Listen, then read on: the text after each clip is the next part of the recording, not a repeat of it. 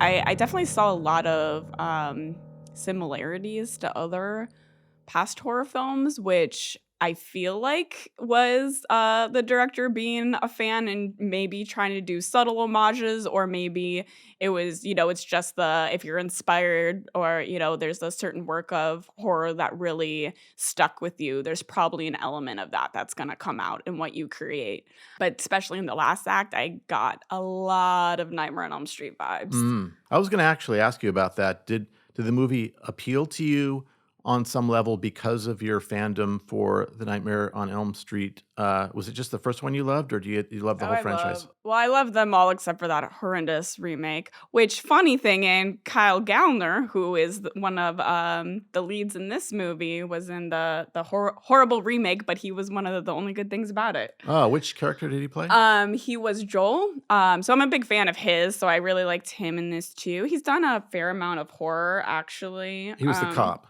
Yes, the Right. cop. What is it? He was, Haunting in Connecticut, Jennifer's Body, the newer Scream, and of course, Nightmare on Elm Street, the remake. I know he looked really familiar, and he was the guy I was meaning to look up on IMDb to see Yeah. what he's. I think I've been a fan of his since, I think 2005, and Veronica Mars was the Mm. first I saw him in. But yeah, he's a really good actor, and he's been kind of gravitating towards horror more and more, which I love to see. I mean, I didn't really sense the Nightmare on Elm Street kind of comparisons until that final act. And then I'm like, oh, this is I feel like I'm back in that Nancy Freddy interaction. It wasn't where it was too much ripped out of the book where it felt like it was copying it. I think it was, probably just subtle, maybe inspiration, or, it could have been coincidental. But yeah, even towards, without, this isn't spoilers, but even the cinematography, towards the end, it definitely had a very with the dark dimness, with these kind of flecks of moody coloring, felt very similar to Freddy's boiler room and some of those scenes in Elm Street. But I feel like I sensed the horror fan in Parker Finn. So I feel like anything like that, and maybe it's some of those long establishing shots too. Maybe it is just him being pretentious, I don't know, but I feel like it's, sort of an homage to some of those atmospheric, chilling horror films of the past. Particularly in the last act, I definitely, there was a moment where I just had flashbacks to Nancy and Freddy, which overall, I liked that they kind of went there, because Nancy is one of my favorite final girls, and of course, Freddy is my favorite villain. So there's a moment where Rose says this isn't real, kind of trying to face down the demon and kind of take away its power, which was extremely relevant to when Nancy tells Freddy, I take back every bit of energy I gave you, you're nothing.